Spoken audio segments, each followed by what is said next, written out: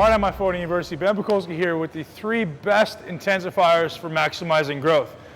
3 things you may or may not have heard of, but these are the 3 things I use all the time when I'm really trying to elicit growth. Now, the catch here is you have to make sure your current settings are optimal for actually allowing growth. So one thing that's really important to realize in life, growth is never linear. Growth is always cyclical. So it's really important to make sure you're almost scheduling and planning your growth cycles, meaning there should always be a time when you're in a caloric excess where your training is extreme, even a period of overreaching in a caloric excess, and never anticipate it to be like this. It's always going to be like this. So your training always needs to be periodized, always needs to be scheduled, which is why I started coming out with muscle building programs to begin with, because so many people never make progress. You see them for a couple weeks and they make amazing progress, and then they regress so much because they don't know how to periodize it. So the Mi40, the Mi40 X program are amazing ways, and Hypertrophy Max are amazing programs that show you how to periodize your stuff, even within a short microcycle of 6 weeks. And then HMAX actually periodizes over the macro cycle of a year. So back to the intensifiers, making sure that your body has appropriate pre-workout, intra-workout, and post-workout nutrition is probably step 1 in being most vital, and hydration is probably step 2. Then you're looking at minimizing inflammation and making sure you're optimizing sleep. Those are other videos that are coming at you guys in the Mi40 University campaign. But I want to show you guys how to optimize 3 muscle intensifiers. So, number 1, mechanical drop sets.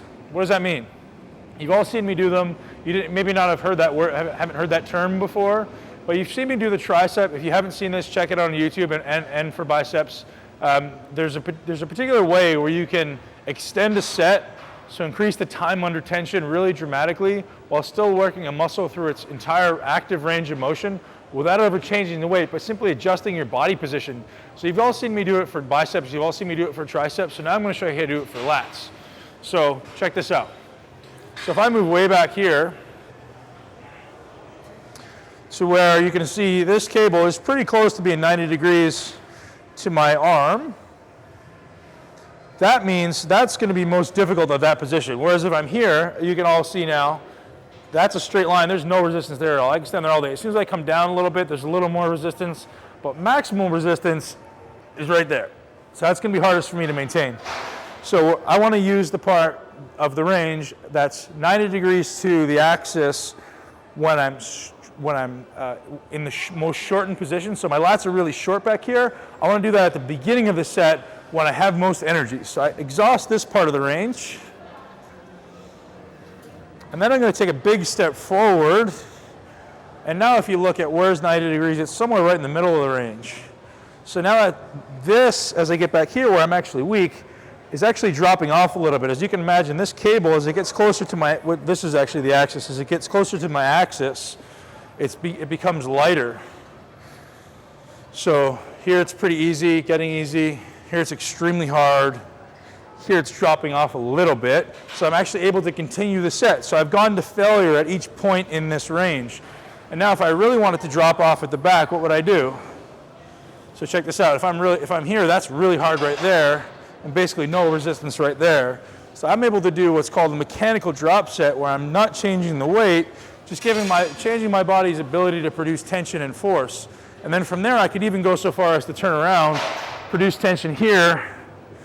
So as you can see, it's hardest right there, and that's my range there. So now this is a really lengthened part of the range.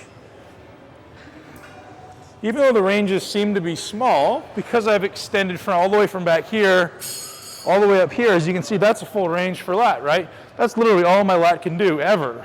So I've just done an entire range of lat without ever changing the weight or the exercise. So that's number 1 for intensifiers, learning how to adjust mechanical tension. They're called mechanical tension drop sets. Absolutely probably the number 1 most important way to increase intensity and optimize muscle growth via time under tension and mechanical damage. So number 2, anyone who's done the Mi40 Foundation program knows this one. It's by far probably my number 1 growth tool long term. So I've been using this one since 2007.